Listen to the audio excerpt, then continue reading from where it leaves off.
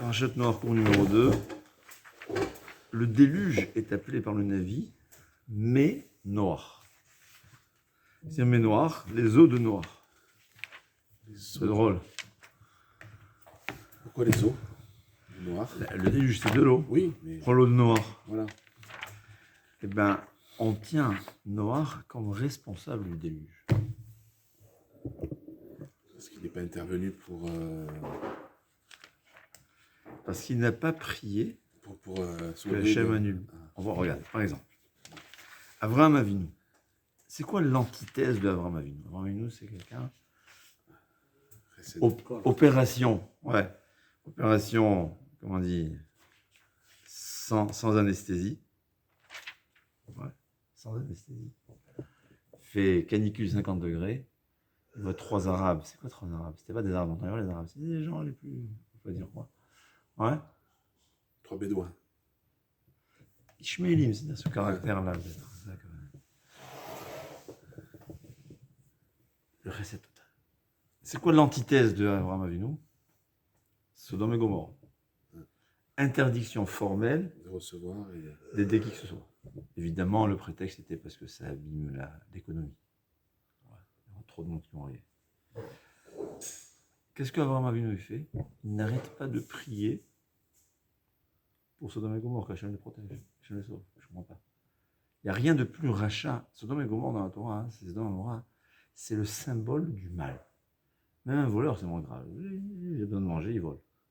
Mais quelqu'un qui est anti-aide, anti-chesed, c'est Midat Sdom. Quand on dit quelqu'un qui est mauvais, on fait Midat Sdom. L'antithèse de Avraham Avinu, c'est Sodome et Gomorrhe. Et pourtant, Avraham Avinu, la première des choses qu'il fait, dès que Hachem lui annonce, il n'arrête pas de prier.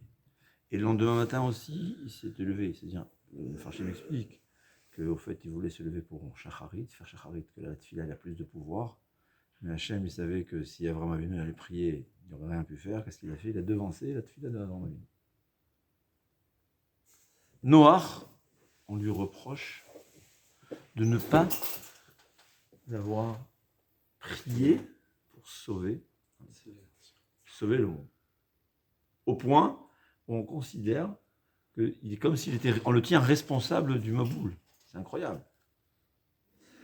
On a dit que c'est écrit Tse min hateva. Quoi? Que Noach était comme un lépreux. Et une fois qu'il a subi sa peine, il est en quarantaine. Hachem lui a dit, tu peux sortir, ça y est, ta faute a été expiée. Quelle faute? La lèpre, pourquoi on en parle? Pourquoi on reçoit la lèpre? parce qu'on fait de la médisance. Médisance. Alors demande le Shem et Shmuel, alors pourquoi Noach a mérité la punition d'un lépreux? Quelle médisance il a dit? Il dit, la lèpre, c'est les fautes de la parole.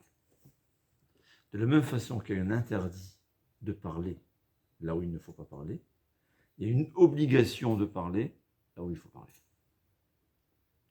Et la même faute, ce qu'on reproche à celui qui dit des paroles interdites, la médisance, on reproche à celui qui ne parle pas du bien là où il faut parler. Chazon Ish dit, parfois, tu ne peux rien faire, tu ne peux pas aider, mais ton obligation de chesed, c'est quoi? Prier pour l'autre. Prier pour l'autre. C'est une obligation de chesed. On a une obligation de chesed. Un juif, il doit faire du chesed, c'est quoi? C'est de la bienfaisance. Des fois, on ne peut pas. On peut rien faire, on est limité. Qu'est-ce que je vais faire? Je prends un livre, un père de Télim. Je n'ai même pas besoin d'un père de Télim. Je dis à Hachem, à chaque fois j'entends Hachem, Iratson, que tu envoies Refoua Shelema à telle personne. J'ai mon ami en difficulté financière, et Hachem, que tu l'aides, que tu lui ouvres les portes de la parnassa. C'est du chesed. De la même façon qu'on n'a pas le droit de dire du mal, on a une obligation de dire du bien. On a une obligation de prier. Au point où Noach, on lui reproche de ne pas avoir prié aux autres. C'est incroyable. Et je pense que c'est un problème. Moi, je me suis habitué à remercier les gens. Je suis arrivé jeudi. Ouais. Je sors d'un avion, j'ai dit merci, bon, c'était vraiment agréable. L'hôtesse, elle était étonnée. La première fois, on dirait, je vais même appeler ça parachuter de la face cachée de la lune. La première fois, il y a quelqu'un qui vient et lui dit, pour moi c'est naturel, il faut un effort. Ouais. Alors, ils sont payés ou pas, c'est pas un problème. Au moins, remercie. Des fois, un mot, c'est la même chose, c'est prier, parler du bien, remercier les gens. Après, je il dit être souriant. Il dit quelqu'un qui est triste, alors après, je me disais, c'est un bord birchout arabim. C'est pas un arabim, un danger public. Quand j'ai souriant, les gens ils sourient. Quand tu peux éviter de triste, les gens. Non, mais je sais pas, on est un peu dévié mais par la parole. Je il dit.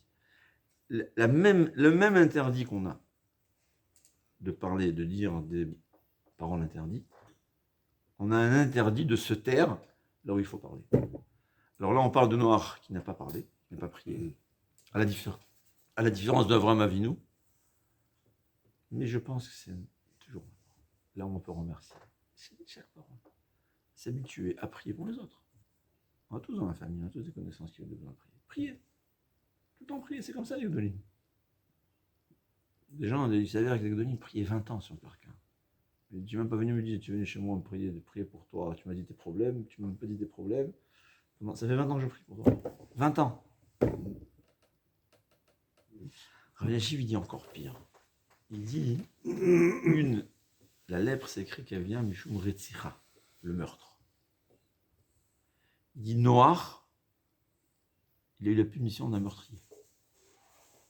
Le fait qu'il n'a pas prié, c'est comme si Hachem Virachem, il avait tué le dormant. Au point où il méritait la lèpre. C'est comme. C'est-à-dire des fois, quand je peux prier à quelqu'un, et je ne prie pas. Et Hachem, c'est une histoire dans le Corona très intéressante qui m'a beaucoup marqué. C'est avec les noms, hein. Une personne, il a eu des Corona à un état très critique. Miraculeusement, il a été sauvé. Il rencontre quelqu'un, qu'à peine s'il connaissait, il lui dit viens, la Seuda Toda, là j'ai guéri, je fais un repas de remerciement à Hachem, je veux que tu t'invites. Il a dit mais je te connais. Il a dit c'est grâce à toi que j'ai guéri. Il a dit quoi? Grâce à moi? Il a dit sache, j'ai eu une mort, ce qu'on appelle, je sais pas, comment on appelle ça? Une mort. Bekitsour, je me suis retrouvé en haut, devant Beddin Shelman.